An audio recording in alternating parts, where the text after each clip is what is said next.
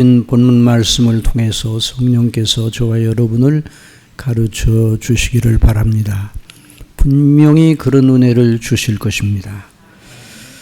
하나님 아버지께서 거룩한 성소, 아버지의 집인 교회에서 하나님께 영광을 돌리는 백성들을 향하여 놀라운 약속을 하셨기 때문입니다. 시편 36편에서 다윗의 입을 의탁하시어 성령께서 우리에게 이렇게 약속하셨습니다. 하나님이여, 주의 인자하심이 어찌 그리 보배로우신지요. 사람들이 주의 날개의 그늘 아래에서 피하나이다.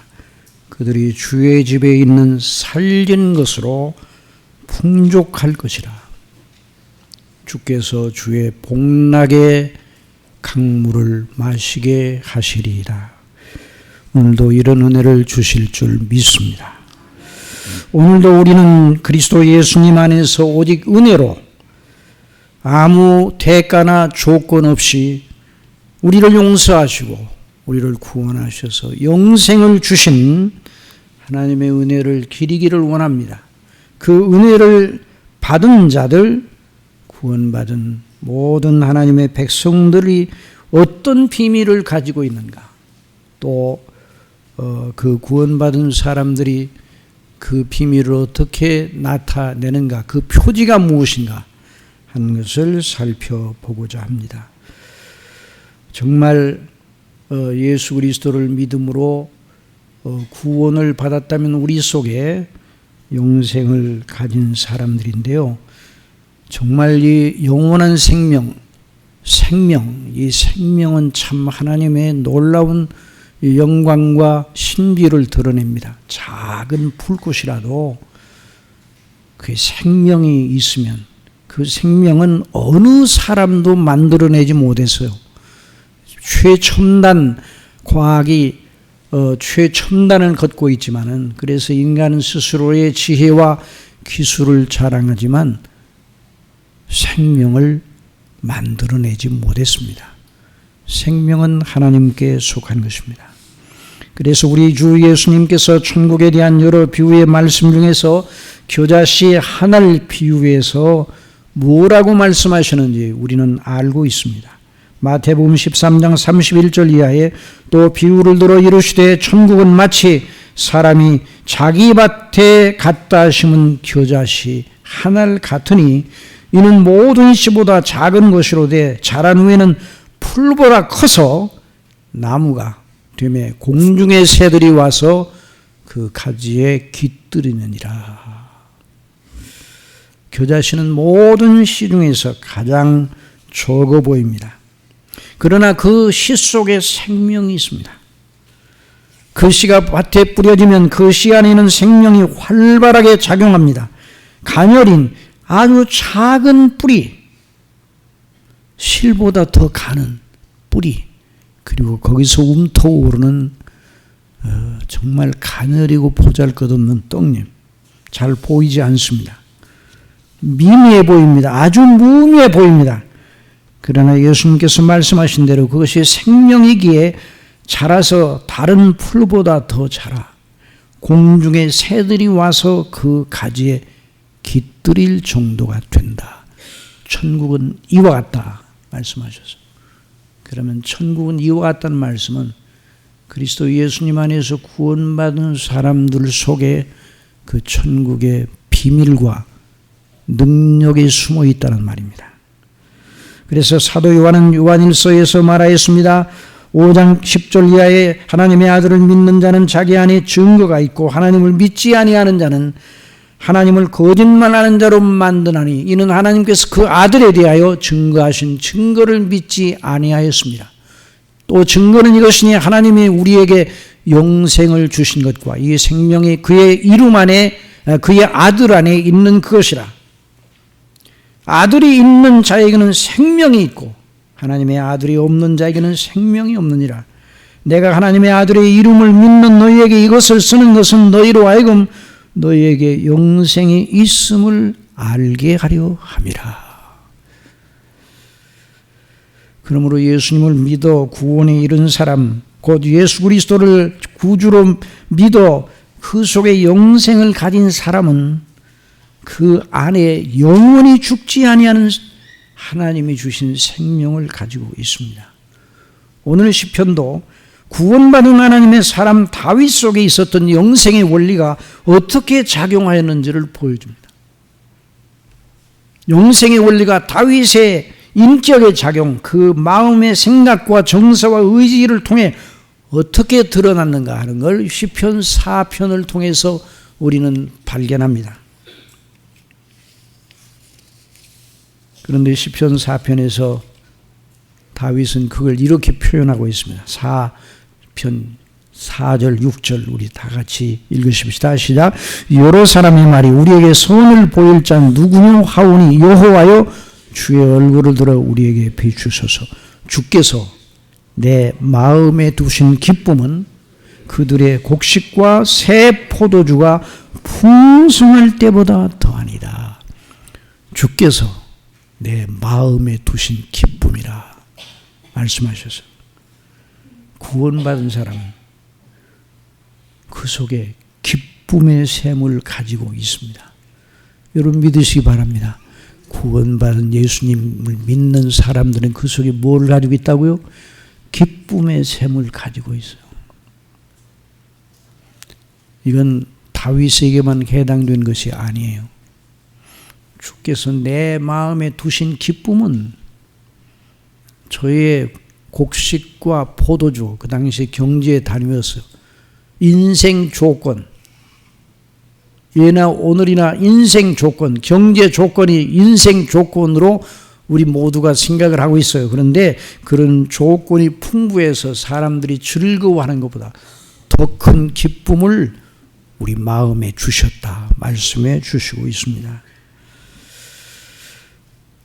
정말 이 말을 들을 때 이런 생각이 불쑥 들어올 겁니다. 내가 지금 당하는 일, 내가 지금 당하고 있는 고통, 이것 때문에 기뻐할 이유가 내게는 없습니다. 이렇게 말하고 싶은 생각이 들어올 수 있어요. 설교하는 저 자신이나 여러분 모두 그 현실의 어려움에 집중한 나머지 그 사실을 잊을 때가 허다합니다. 그러나 우리는 알아야 돼. 진리는 우리가 어떻게 느끼고 우리가 어떻게 생각하느냐에 따라서 변조되지 않습니다. 우리가 아무리 연약해도 우리 속에 하나님이 주신 진리는 약하지 않습니다. 진리는 우리의 상태나 우리의 처지에 따라 좌우되지 않습니다. 어떤 요인을 통해서도 진리가 무너지거나 변질되지 않습니다. 처한 조건, 환경, 이런 모든 것, 그래서 우리의 조건이 죄로가 되는 날, 육신의 장막집이 무너지는 날, 사도 바울이 죽음의 날을 그렇게 표현을 하였어요. 땅에 있는 우리의 장막집이 무너지는 날, 고린도후서에서 그렇게 표현을 했어요. 그날에도 진리는 변하지 않습니다. 여러분 믿으시기 바랍니다. 영생은 진리에 속합니다. 영생은 우리가 창출해낸 것이 아닙니다. 우리의 연단과 우리의 극기와 우리의 인격 연마를 통해서 우리가 만들어낸 것이 아니라 하나님께서 그리스도 안에서 우리에게 주신 것입니다. 우리 연약과 허물과 죄가 아무리 많아도 우리가 너무너무 하나님 앞에 서기가 부끄러워도 하나님께서 우리를 부끄러워하지 아니하시고 우리를 위하여 당신의 아들을 내어주시고 우리가 영원히 누릴 생명을 갖게 하셨습니다. 그래서 우리 주 예수 그리스도께서 제자들과 최후의 만찬을 마치시고 내일 이제 백성들을 위해 십자가에 못 박혀 그 죄의 형벌을 대신 받아야 될 이런 날을 앞두고 주의 만찬을 마치시고 마지막 강화의 말씀을 하신 후에 제자들이 보는 자리에서 아버지께 이렇게 기도하셨습니다. 요한복음 17장 1절 이하에 예수께서 이 말씀을 하시고 눈을 들어 하늘을 우러러 이르시되 아버지여 때가 이르렀사오니 아들을 영화롭게 하사 아들로 아버지를 영화롭게 하게 하옵소서. 아버지께서 아들에게 주신 모든 사람에게 영생을 주게 하시려고 만민을 다스리는 권위를 아들에게 주셨음이로소이다. 영생은 그 유일하신 참 하나님과 그가 보내신 자 예수 그리스도를 아는 것이니라. 그래서 영생은 진리입니다. 우리의 취향, 우리의 개성, 우리의 관점, 우리의 형편, 우리의 상태, 우리의 조건 이런 거에 따라서 변화되지 않습니다.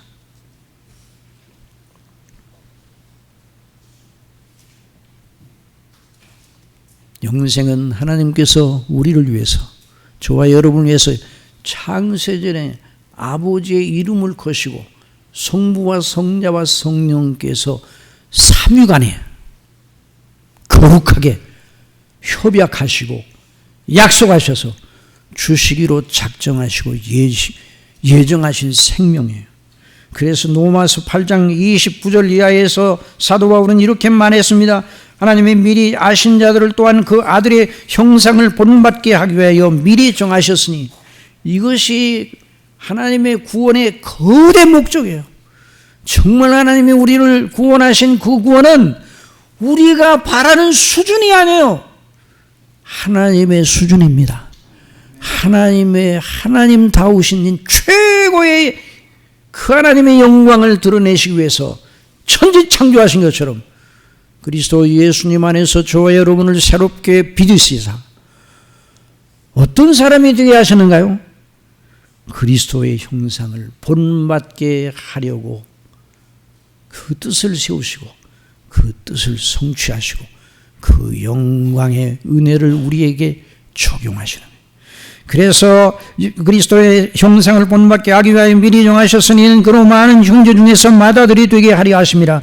또 미리 정하신 그들을 또한 부르시고 부르신 그들을 또한 의롭다 하시고 의롭다 하신 그들을 또한 영화롭게 하셨느니라. 저와 여러분의 이야기입니다. 이게 하나님의 이야기이면서도 저와 여러분의 이야기입니다. 여러분 믿습니까? 저의 성경은 저와 여러분의 이야기를 하고 있는 거예요. 성경은 먼 나라의 이야기를 하고 있는 게 아니에요. 저와 여러분의 이야기를 하고 있는 거예요. 진리.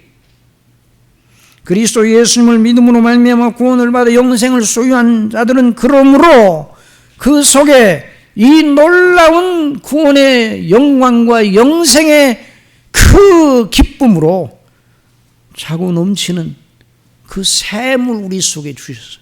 우리 예수님께서 내가 주는 물을 먹는 자마다 이 물을 우물가에서 그 여인에게 물을 가리키며 이 물을 먹는 자마다 곧 다시 목마르지만 내가 주는 물을 먹는 자는 그 속에서 영생하도록 솟아나는 샘물이 되리라 그랬어요.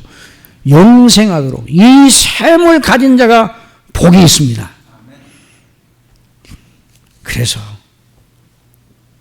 시편 기자인 다윗은 주께서 내 마음에 두신 기쁨은 그들의 곡식과 새 포도주가 풍성할 때보다 더하니다.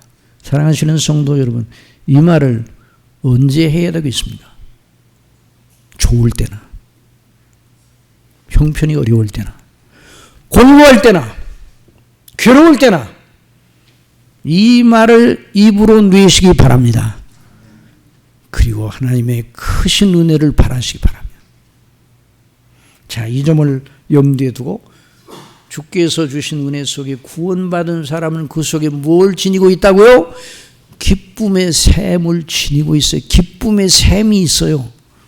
이 요점을 염두에 두시고 본문으로 나아가 봅시다. 본문 시편 4편으로 나가는데 이 시편 이 4편은 다윗의 시입니다. 자, 잠깐 이제 성경에 있는 시편은 일반 문학의 시와는 아주 다른 특성을 가지고 있어요. 일반 문학은 있을 법한 이야기를 가상적으로 그 저자나 또 시인이 가상적으로 있을 법한 것을 그려보고 가상적인, 그래서 이제 그 문학의 소설을 가상의 진실이라, 허구의 진실이라 뭐 이렇게 말하죠. 그래서 예를 들어 김소월의 시를 읽는다 그러면, 김소월의 시가 여러 편이 있지만 엄마야 누나야 강변 살자, 그 시를 읽는 독자는 그 김소월이가 그려봤던 강변으로 갑니다. 엄마야 누나야 강변 살자, 뜰에는 반짝이는 금물의 빛, 뒷문 밖에는 갈잎의 노래, 엄마야 누나야 강변 살자. 어디 있습니까? 강변 살면 큰일 납니다. 곧 장마가 오는데 장마통에 강변 살면 큰일 나는 거예요. 그러니까 김소월이가 자기 집이 강변에 있던 게 아니에요. 또 그 강변에 집을 지려고 한 것도 아니고, 허구적인, 복잡한 세상의 풍조를 떠나 허구적인 어떤 것을 그려보면서 나름대로의 진실을 나타내려고 하는 것이 이제 그 시예요. 그러나 여러분, 성경은 허구적이지 않습니다. 사실적입니다. 있는 그대로입니다. 진실을 말하는 거예요. 시편의 모든 내용은 다 참된 진실을 선포합니다. 예를 들어 시편 23편 같은 시는 목자와 양의 관계의 구도를 따라 비유와 상징어법을 쓰고 있습니다. 여호와는 나의 목자시니 내게 부족함이 없으리로다. 그가 나를 푸른 풀밭에 누이시며 쉴만한 물가로 인도하시는도다. 상징어법이에요. 비유어법이에요. 그러나 그것이 가상적인 것을 나타내는 것이 아니에요. 꾸며낸 어떤, 다윗이 그려본 어떤 것을 상상하는 게 아니라 하나님을 목자로 자신을 양으로 비유하여 진실, 거대한 진리를 말하고 있습니다. 그래서 3절에서, 자, 시편 23편 3절 다 같이 읽어봅시다. 시작. 내 영혼을 수생시키시고 자기 이름을 위하여 의의 길로 인도하시는도다. 대진실이요, 허구가 아니에요. 오늘 시편 4편의 말씀도 다윗이 겪었던 사실, 그 속에서 다윗의 영혼에 일어났던 그 실제 일, 곧 하나님께서 그에게 행하신 일을 나타내고 있어요. 구약학자들은 오늘 시편 4편을 시편 3편과 같은 맥락에서 읽어야 된다고 말하고 있어. 자, 시편 3편 1절에 있는 말씀 우리 다 같이 한번 읽어봅시다. 시작. 여호와여 나의 대적이 어찌 그리 많은지요, 일어나 나를 치는 자가 많으니라. 자, 그런데 여기 이제 이 화면에는 띄워져 있지 않지만은 그 시편 3편의 표제를 보면 이렇게 되어 있습니다. 다윗이 그의 아들 압살롬을 피할 때 지은 시라, 그렇게 말했어요. 여러분, 다윗은 복이 있습니까, 없습니까? 복 있는 사람입니다. 그러나 여러분, 다윗은 환난의 사람입니다. 어떤 사람이라고요? 평생 환난 많이 겪은 사람이에요. 여러분, 우리가 사무엘상에서 읽듯이 사울왕의 추격과 박해의 모진 세월을 겪어냈습니다. 16, 17세의 사람들 앞에 서게 된 후 헤브론에서 30세 왕이 되기까지 10수년 동안 죽음과의 거리가 한 발짝밖에 되지 않았던 절박한 때를 한두 번 만난 게 아니에요.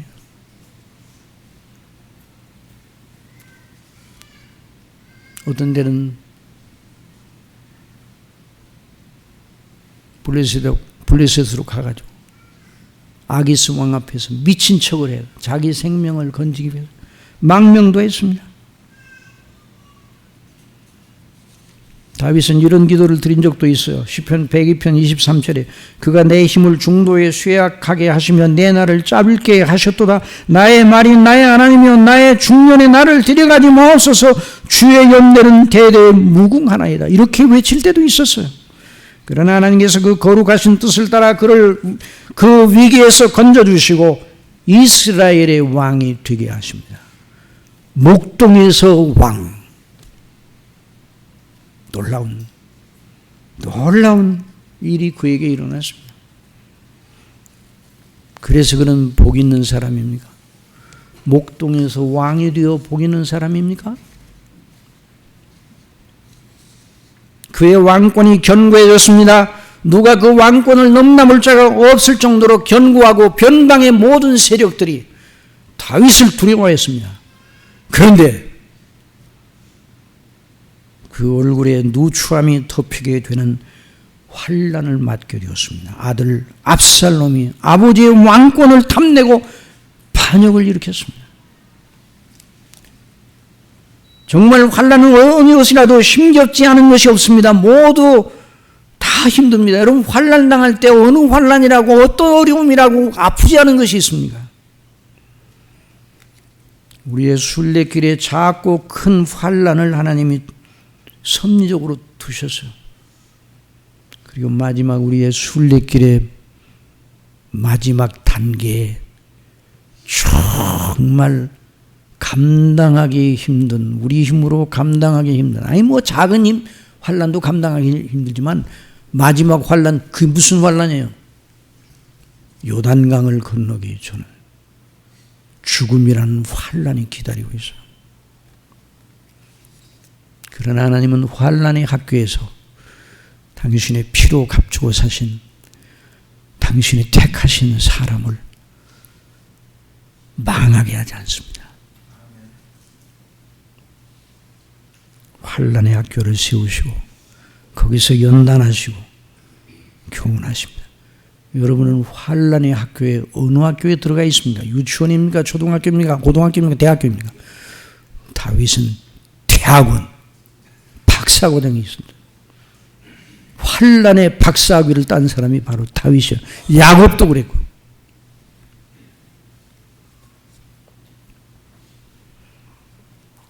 다윗이 겪은 환난, 아들의 반역으로 신하들 앞에 얼굴을 들 수가 없어요. 백성들의 앞에 왕으로 채통이 지켜지지 않습니다. 반역군의 압살롬의 반역군에게 쫓겨서 피해 달아나는 마당에 사무엘하 16장 5절에 보면 시므엘이라는 사람이 나타나서 다윗 왕의 바울람의 이름에 거기서 사울의 친족 한 사람이 나오니 게라의 아들이요 이름은 시므이라. 그가 나오면서 계속하여 저주하고 또 다윗과 다윗 왕의 모든 신하들을 향하여 돌을 던지니 그때 모든 백성과 용사들은 다 왕의 앞에 좌우에 있었더라. 시므이가 뭐라고 저주를 했는가요? 이와 같이 말하니라. 피를 흘린 자여 사악한 자여 가거라 사울의 족속의 모든 피를 여호와께서 내게로 돌리셨도다. 그를 이어서 내가 왕이 되었으나 여호와께서 나라를 내 아들 압살롬의 손에 넘기셨도다. 이런 저주의 말을 해퍼보세요. 보라 너는 피를 흘린 자이므로 화를 자초하였느니라.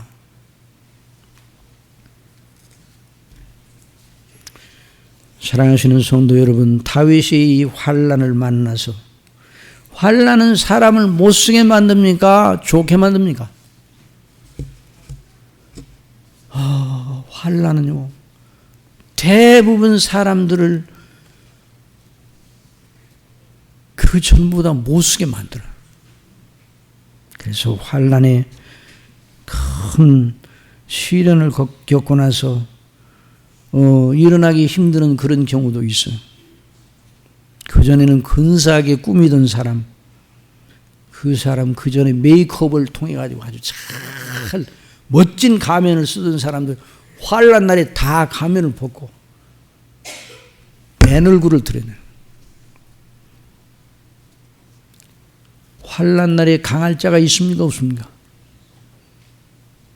여기서 누가 제일 약합니까? 누가 제일 강합니까? 이걸 따지는 건 무의미해요. 저나 여러분이 다 약하고 환난을 어느 환난이라도 우리를 낮추지 않은 것이 없습니다.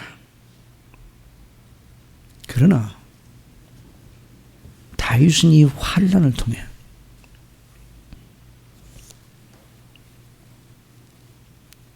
더 나빠지지 않았습니다. 다윗은 이 환난을 통해 그 전보다 더 빛나는 사람이 되었습니다. 환난을 통해서. 이건 다윗만의 이야기가 아닙니다. 지금 우리가 다윗만의 이야기라면 무엇 때문에 다윗의 이야기를 살펴봅니까? 이 다윗의 이야기를 성경이 기록한 건 아버지께서 우리를 사랑하사 이 성경의 교훈을 따라 위로와 소망을 가지게 하려면 다윗이 정말 다른 사람이었어요. 환난 중에 혼자 이겨내라고 하면 아무도 이겨낼 수가 없어요.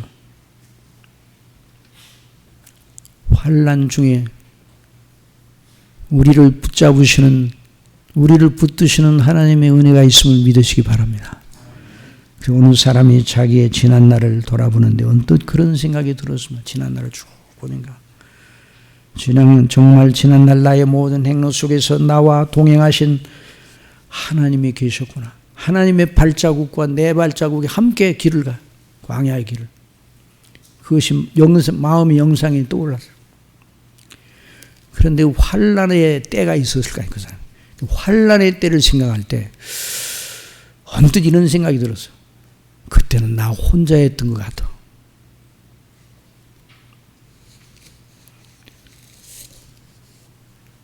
거기는 내 발자국만 있고 하나님의 발자국은 없었던 것. 하나님이 나를 떠나셨는가? 그때 그 모진 세월 동안 그런 생각에 이르렀을 때 주님께서 그에게 깨달음을 주셨어요. 어떤 깨달음? 얘야, 그 혼자의 발걸음이 네 발걸음이야. 네 발자국이 아니야. 내 발자국이야. 그러면 내 발자국은 어디 있나요? 내가 너를 업고 그 환난의 때에 걸었다.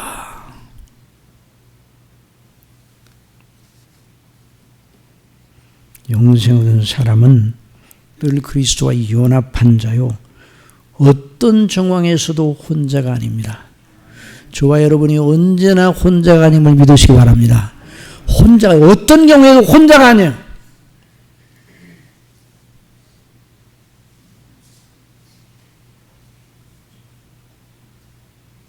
그래서 사도 바울이 로마서 5장에서 이렇게 말하였습니다. 그러므로 우리가 믿음으로 의롭다 하심을 받았으니 죄 용서받고 그리스도의 의로 우리를 온전히 의로운 사람처럼 선포해 주셨으니 우리 주 예수 그리스도로 말미암아 하나님과 더불어 화평을 누리자.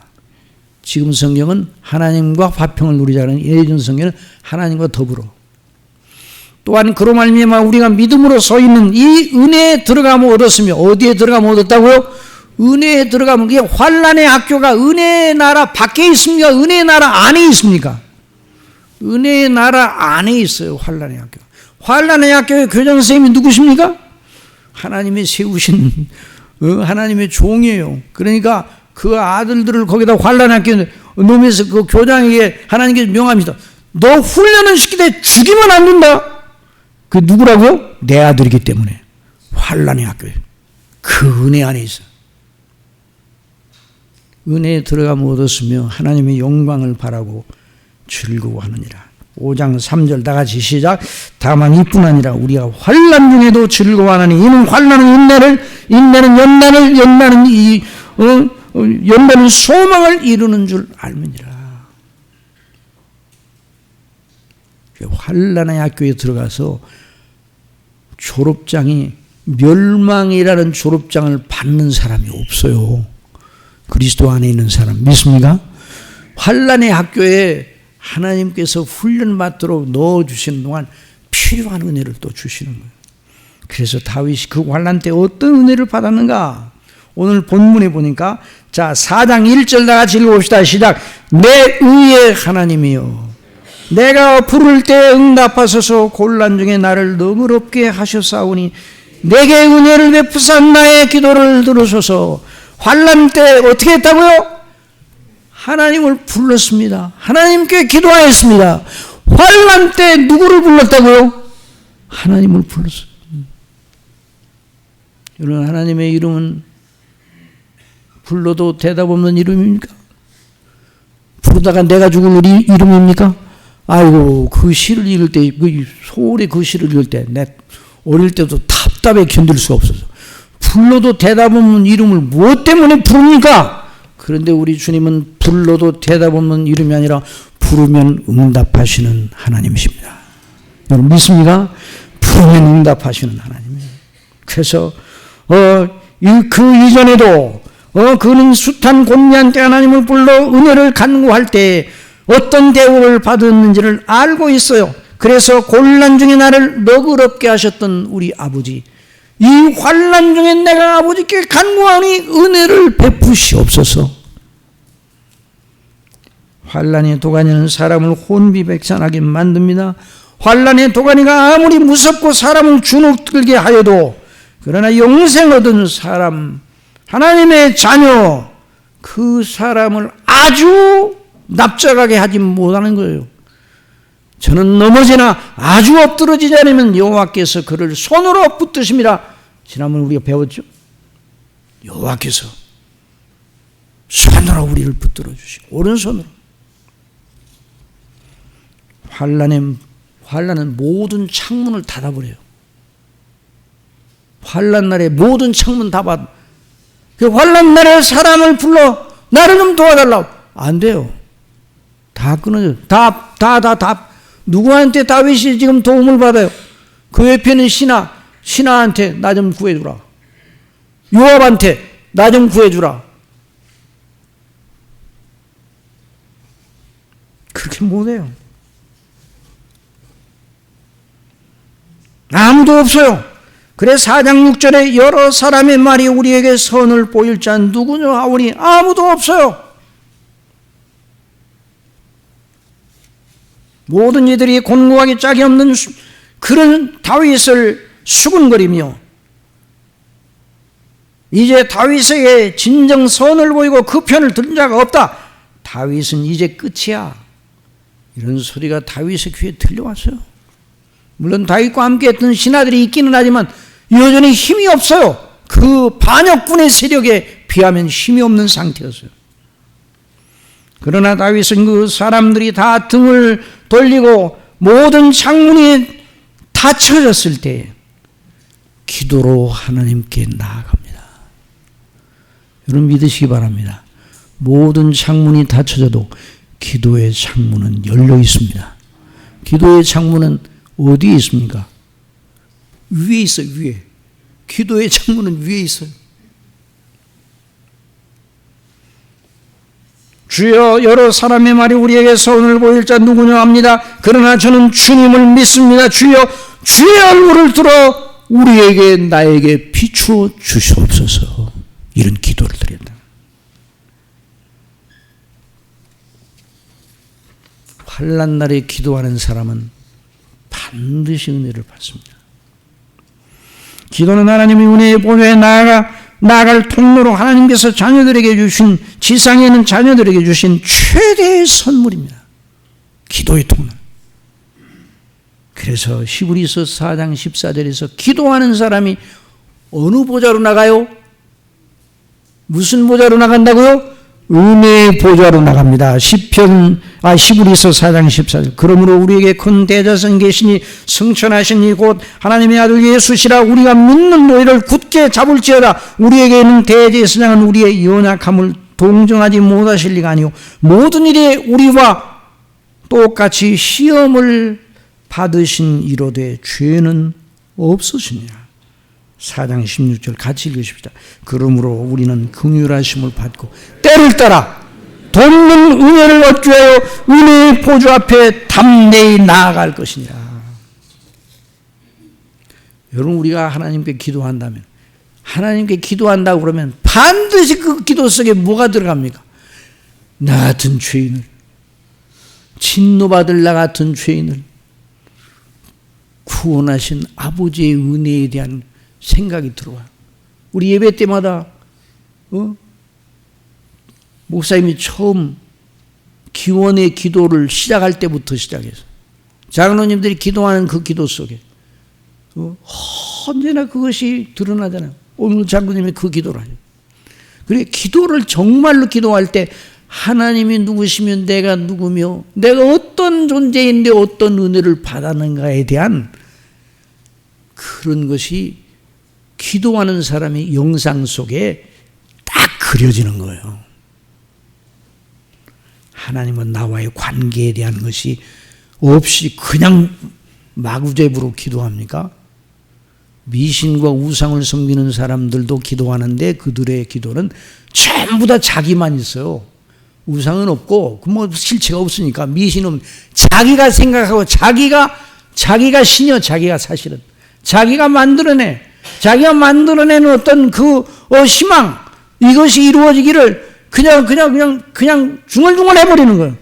그러나 우리는 하나님께서 우리를 어떻게 창조하셨고 어떻게 우리를 택하시고 어떻게 구원하셨는가, 어떤 소망을 우리에게 주셨는가, 하나님의 거대한 계획, 영원한 계획, 그 놀라운 하나님의 품이 기도하는 사람 앞에 열려지는 거예요.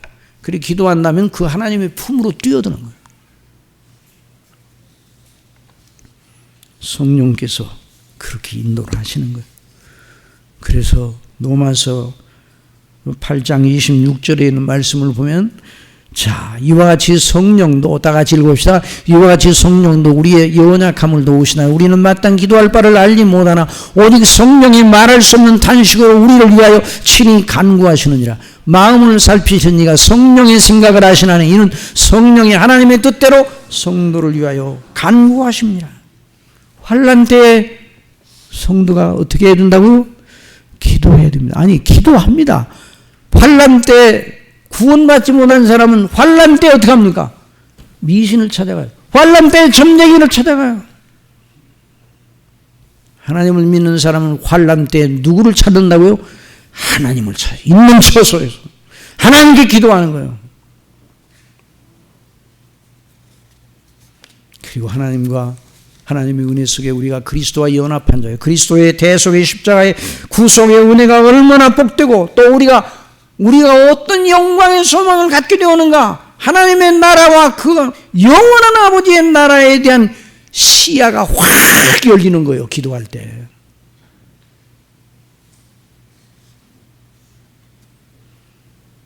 그래서 우리가 알거니와 하나님을 사랑하는 자 곧 그의 뜻대로 부르심을 입은 자들에게는 모든 것이 합력하여 선을 이루는, 여기서 말하는 선은 우리가 원하는 행복의 선이 아니에요. 하나님의 우리를 향하신 영원한 목적이 이루어진다는 말이에요. 영원한 목적, 그게 선이, 하나님의 영원한 목적이 선이에요. 그 선이 뭐예요? 하나님이 미리 하신 자들을 또한 그 아들의 영상을 본받게 하기 위해 미리 정하셨으니 이는 그로 많은 영혼 중에서 맏아들이 되게 하려 하심이라. 또 미리 정하신 그들을 또한 부르시고 부르신 그들을 또한 의롭다 하시고 의롭다 하신 그들을 영화롭게 하시느니라. 31절 다 같이 읽읍시다. 그런즉 이에 대하여 우리가 무슨 말하리요? 만일 하나님이 우리를 위하시면 누가 우리를 대적하리요? 그런즉 이 일에 대하여 우리가 무슨 말하리요? 만일 하나님이 우리를 위하시면 누가 우리를 대적하리요?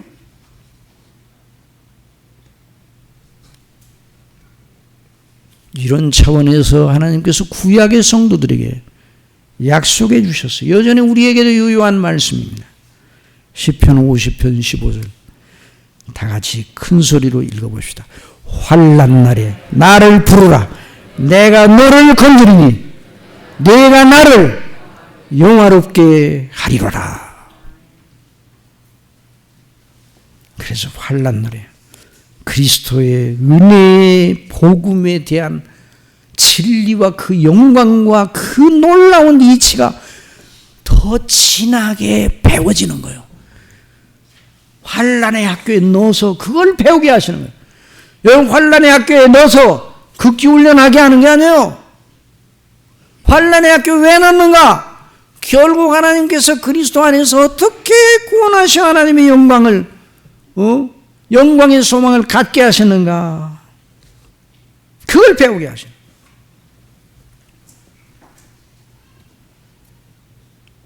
우리 속에 누가 행하십니다. 성령께서. 그래 빌보서 2장 13절에 너희 안에 행하시는 이는 하나님이시니 자기의 기쁘신 뜻을 위하여, 이 기쁘신 뜻은 우리를 영원 전문에 우리를 택하시고 그리스도 안에서 구원하시고 하나님의 자녀로 삼으시고 하나님의 나라의 영원한 그 백성이 되게 하시고 그 나라를 상속하게 하시고 이 거룩하신 그 목적을 위하여 우리에게 소원을 두고 행하게 하시는 분입니다.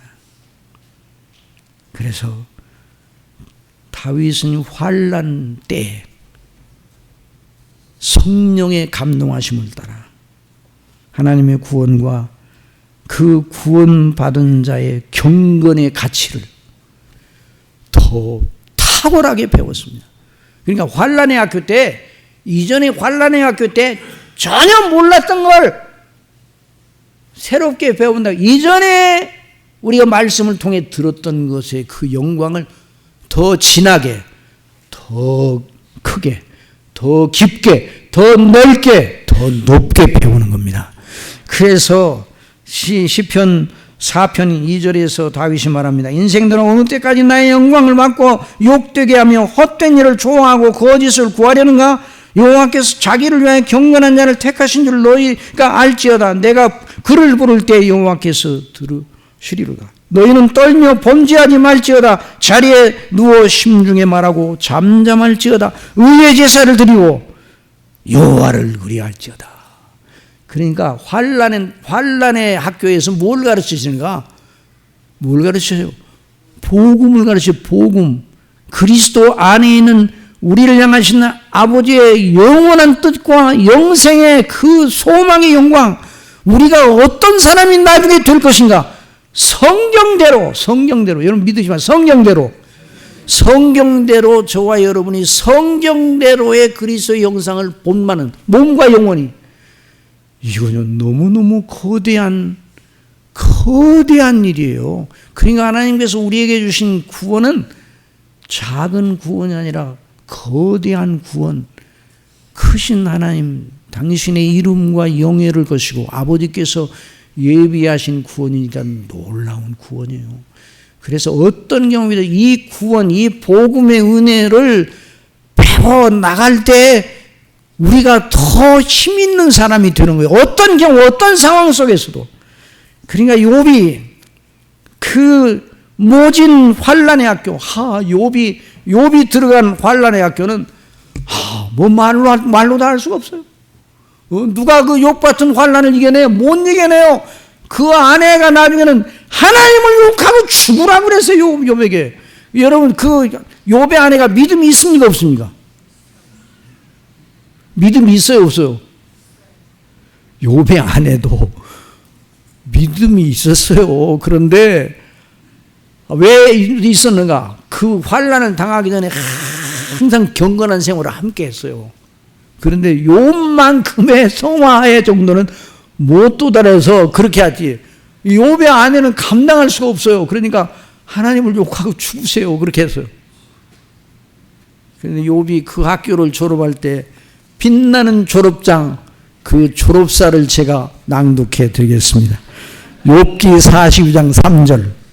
무지한 말로, 거기 그렇게 써 있어요. 졸업장이. 무지한 말로 이치를 가리는 자가 누구니까? 나는 깨닫지도 못한 일을 말하였고 스스로 알 수도 없고 헤아리기도 어려운 일을 말하였나이다. 이제 말하겠사오니 주는 들으시고 내가 주께 묻겠사오니 주여 내게 알게 하옵소서. 내가 주께 대하여 귀로 듣기만 하였사오나 이제는 눈으로 주를 배웁나이다. 뭐 주님의 형상을 봤다는 게 아니라 아버지의 얼굴을 뭐 신비롭게 봤다는 것이 아니라 이전에 배웠던 하나님의 놀라운 구원의 은혜, 그리스도 안에서 우리를 사랑하신 그 구원의 놀라운 은혜 속에 아버지의 얼굴이 보여야 보이지 않습니까? 보이죠. 아버지의 사랑이 그 안에서 보이는 거 아니에요? 이전에 알던 하나님의 구원의 은혜와 사랑. 그래서 다윗이 그 학교 졸업하기 전에도 그 환난 중에 있으면서도 그가 나의 가는 길을 아시나니 그가 나의 가는 길을 정하셨다 그 말이에요. 내가 이 환난 이 연단을 받은 다음에 내가 누구처럼 나오리라? 정금처럼 나올 거예요. 누가 정하셨다고요? 하나님이 정하셨어요. 그거라 복음을 믿고 있었어요. 예수 그리스도를 믿음으로 이미 영생을 얻고 있었습니다. 그런데 환난의 학교에서 그 구원의 놀라운 도리와 이치와 능력을 더 크고 더 높고 더 깊게 배웠어요. 다윗도 그렇게 배웠어요. 그래서 다윗이 인생 돌아오는 때까지 나의 영광을 바꾸어 욕되게 하며 헛된 일을 좋아하고 거짓을 구하려는가. 그래서 하나님께서 다윗에게 내가 인생들을 구원하시는 그 도리를 모르고 저 허사를 경영하는구나. 허사는 뭐예요? 헛된 영. 허사는 다 나중에 헛된 일이에요. 다 불타버리고 없어질 거예요. 다 지나가면 아무것도 아닌 거. 그거 허사예요. 그리고 다윗은 경건의 실제가 얼마나 놀라운가. 경건의 비밀이 얼마나 큰가. 경건을 배웠어요. 경건. 그래서 4장 3절 나같이 읽어봅시다. 여호와께서 자기를 위하여 경건한 자를 택하신 줄 너희가 알지어다. 내가 그를 부를 때 여호와께서 들으시니 너희는 떨며 번제하지 말지어다. 자리에 누워 심중에 말하고 잠잠할지어다. 의의 제사를 드리고 여호와를 의뢰할지어다. 경건을 배웠어요. 경건. 이 경건, 그리스도를 믿고 구원받은 자로 지상생애를 살아가는 이 경건의 순례길이 얼마나 복된가. 여러분, 저와 여러분은 이 세상에서 몇 년 살 거예요? 몇 년 살 겁니까? 대답을 안 하시네. 몇 년 살 거예요? 성경은 인생의 연수가 70이요 간간하면 80이라도 수고와 슬픔뿐이라고 그래서.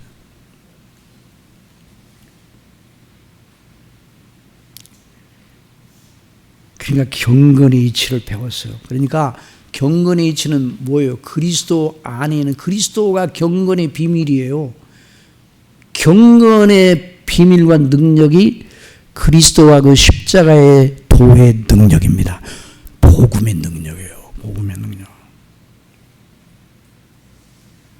그러니까 예수 그리스도와 그 구원의 은혜를 인하여 기뻐할 때 그 사람이 올라갈 수 있는 최고 높은 차원으로 그 생각이 올라간 겁니다. 고린도전서 2장 9절에 기록된 바 하나님이 자기를 사랑하는 자를 위하여 예비하신 모든 건 눈으로 보지도 못하고 귀로도 듣지 못하고 사람의 마음으로 생각하지도 못하였다함과 같으니라.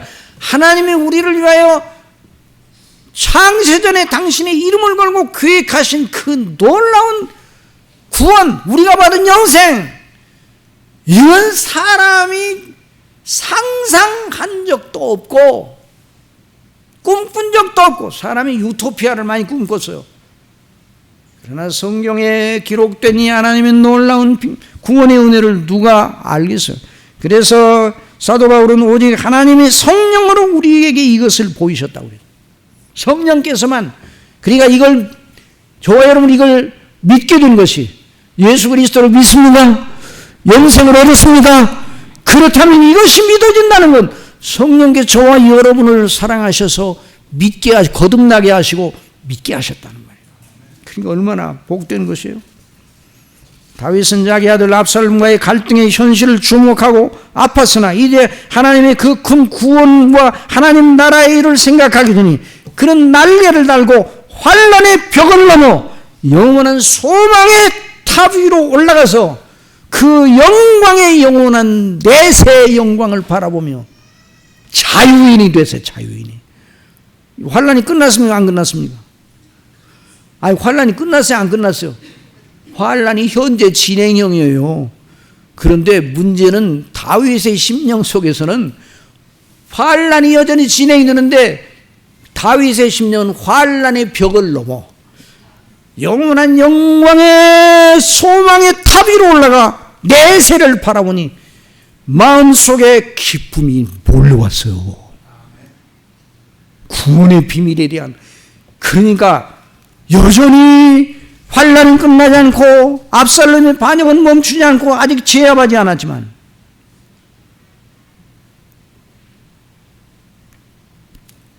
그래서 경건이 이렇게 놀랍구나.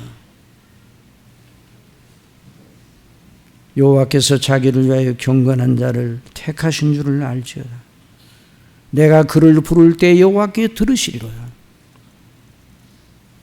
사랑하시는 성도 여러분, 경건의 비밀은 어디에 있습니까? 한번 따라하세요. 경건의 비밀은 그분에게 있다. 그분이에요, 그분. 그래서 디모데전서 3장 16절, 크도다 경건의 비밀이요 그렇지 않다는 이는 없도다. 그분이 경건의 비밀. 그분은 육신으로 나타난 바 되시고 영으로 의롭다 하심을 받으시고 천사들에게 보이시고 만국에서 전받으시고 세상에서 믿음 받으시고 영광 가운데서 올려지셨느니라. 다윗은 미리 이것을 내다보았어요. 성령으로 말미암아.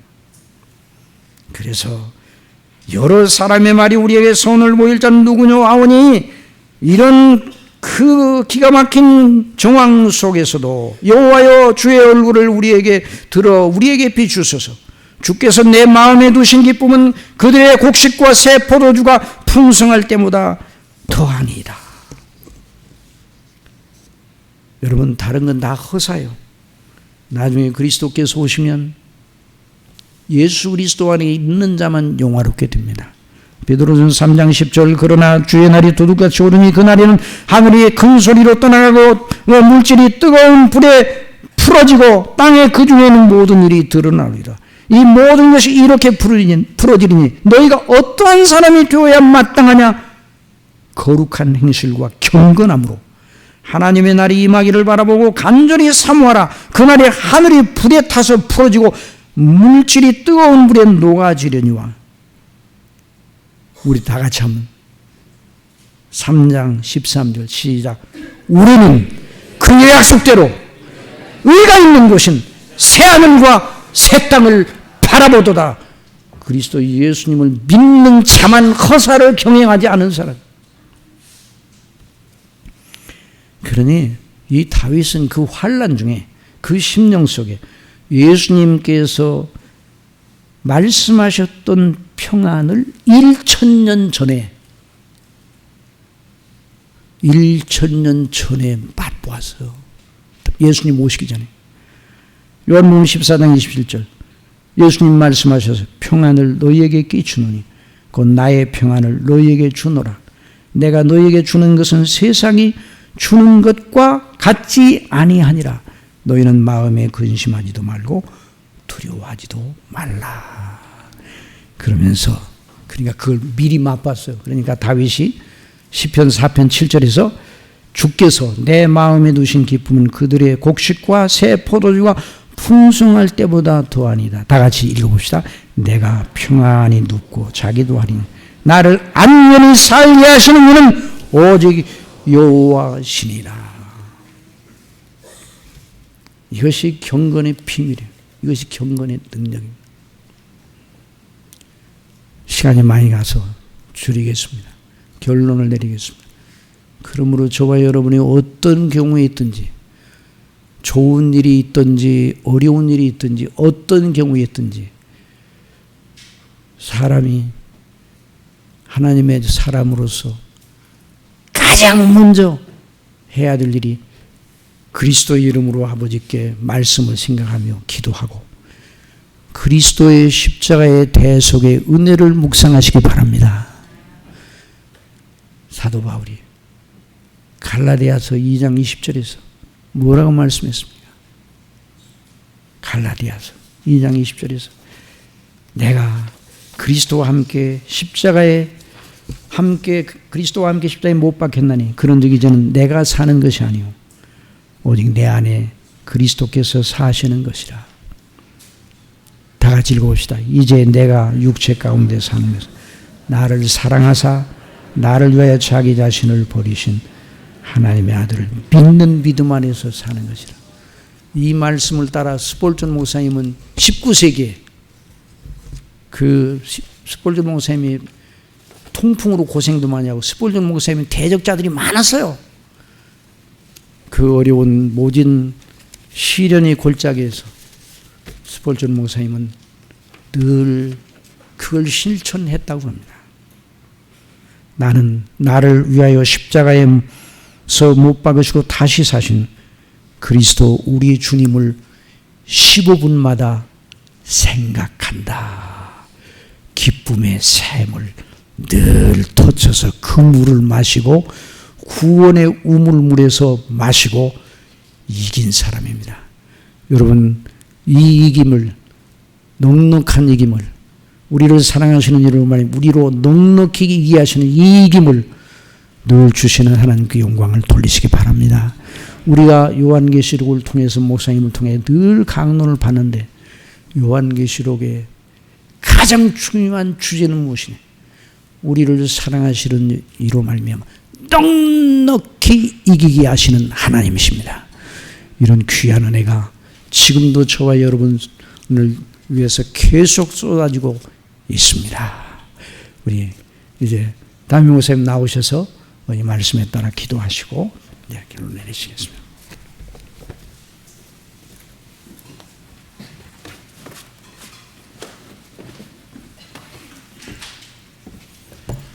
예, 귀한 말씀 감사합니다. 우리 말씀 들은 대로 우리 함께 기도하겠습니다. 주께서 내 마음에 두신 기쁨은 그들의 곡식과 포도주가 풍성할 때보다 더한 것, 세상에 내가 원하는, 사람들이 원하는 모든 조건이 다 이루어지는 것보다 성도의 마음에 두신 그 기쁨, 이것이 더 큰 기쁨이다, 이렇게 말씀하고 있습니다. 바로 예수 그리스도 안에서 받은 구원의 기쁨이요, 하나님의 자녀가 된 기쁨이요, 천국의 소망의 기쁨입니다. 이 기쁨을 바로 우리에게 부어주신 성령께서 한량없이 기쁨의 강수가 충만하도록 그리스도 안에 있는 구원의 영광으로, 하늘의 소망으로 풍성하게 하시는 복락인데, 이런 은혜를 우리 심령에 더하여 주시사 정말 하늘의 소망으로 그리스도를 사랑하고 믿는 믿음으로 세상을 이기며 살아가는 저희들 모두가 되게 해달라고 우리 통성으로 함께 같이 기도드리겠습니다. 사랑하시는 아버지 하나님, 오늘도 주의 말씀 통하여 우리 심령에 은혜를 베풀어 주시니 감사를 드립니다. 여러 사람의 말이 우리에게 선을 보일 자 누구냐 하오니 여호와여 주의 얼굴을 들어 우리에게 비추어 달라고 다윗은 기도하였습니다. 세상 사람들이 원하는 세상 수준의 선은 정말 모든 반란이 그치고 자신들이 처음에 누렸던 그 지위와 복락과 이런 것들을 이루는 것이 세상 사람들이 생각하는 선의 기준이오나, 그러나 다윗은 하나님의 얼굴을 구하였습니다. 왜냐하면 그 마음에 주신 기쁨이 있기 때문입니다. 세상 사람들이 원하는 곡식과 포도주가 풍성할 때보다 더한 하나님의 마음속에 주신 샘 근원으로부터 흘러나오는 참된 기쁨을 누리기를 원하였습니다. 다윗이 이미 맛보았고, 이것은 예수님께서 믿는 자들의 심령 속에 부어주실 성령의 역사인 줄로 믿습니다. 성령 하나님 능력으로 주장하사 우리 주 예수 그리스도 안에서 우리에게 베푸신 구원의 은혜와 영광으로 충만케 하여 주옵소서. 죄사함의 은총으로 충만케 하여 주옵소서. 하나님의 자녀가 되었다는 이 놀라운 은혜가 우리를 온전히 주장하게 하시고, 뿐만 아니라 하늘에 대한 산 소망으로 우리가 들어갈 새 예루살렘, 새 하늘과 새 땅의 그 영광으로 날마다 충만하여 그곳에 온통 우리의 마음을 빼앗기고 하나님을 기쁘시게 하고 주의 뜻대로 순종하며 믿음으로 나아가는 주의 백성들 모두가 되도록 은혜 위에 은혜를 허락하여 주옵소서.